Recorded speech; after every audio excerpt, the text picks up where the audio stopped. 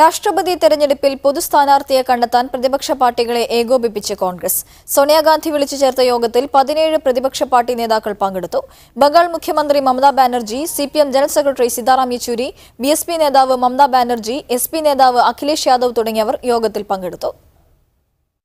രാഷ്ട്രപതി സ്ഥാനത്തേക്ക് മതേതര നിലപാടുള്ള പൊതുസമ്മതരെ കൊണ്ടുവരുന്നതിന്റെ ഭാഗമായാണ് കോൺഗ്രസ് അധ്യക്ഷ സോണിയാഗാന്ധി ആം ആദ്മി പാർട്ടി ഒഴികെയുള്ള പ്രതിപക്ഷ പാർട്ടികളുടെ യോഗം വിളിച്ചത്. പ്രാദേശിക തലത്തിലെ ശത്രുത മറന്ന് മമതാ ബാനർജി, സീതാറാം യെച്ചൂരി, മായാവതി, അഖിലേഷ് യാദവ് തുടങ്ങിയ പ്രമുഖരെല്ലാം യോഗത്തിലെത്തി. ലാലു പ്രസാദ് യാദവ്, ശരത് പവാർ, ശരത് യാദവ്, ഉമർ അബ്ദുള്ള, കനിമൊഴി തുടങ്ങിയവർക്കൊപ്പം കേരളത്തിൽ നിന്ന് PK Kunhalikutty, NK Premachandran, Jose K Mani എന്നിവരും പങ്കെടുത്തു. രാഷ്ട്രപതി സ്ഥാനത്തേക്ക് പരിഗണിക്കേണ്ട പേരുകൾ സംബന്ധിച്ച പ്രാഥമിക ചർച്ചകൾ യോഗത്തിൽ നടന്നുവെന്നാണ് വിവരം.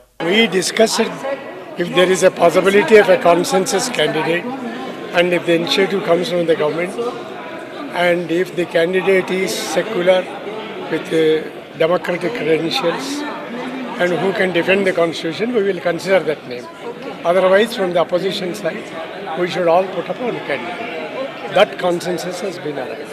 ബിജെപിയോട് പ്രത്യാശാസ്ത്രപരമായി വിയോജിപ്പുള്ള പാർട്ടികളെ അണിനിരത്താൻ കഴിഞ്ഞെങ്കിലും ബിജെപിയോട് പ്രകടമായ ശത്രുതയില്ലാത്ത AIADMK, BJD, TRS തുടങ്ങിയ പാർട്ടികളുടെ പിന്തുണ ആർജിക്കേണ്ട വെല്ലുവിളിയാണ് കോൺഗ്രസിന് മുന്നിൽ ഇനി ബാക്കിയുള്ളത്.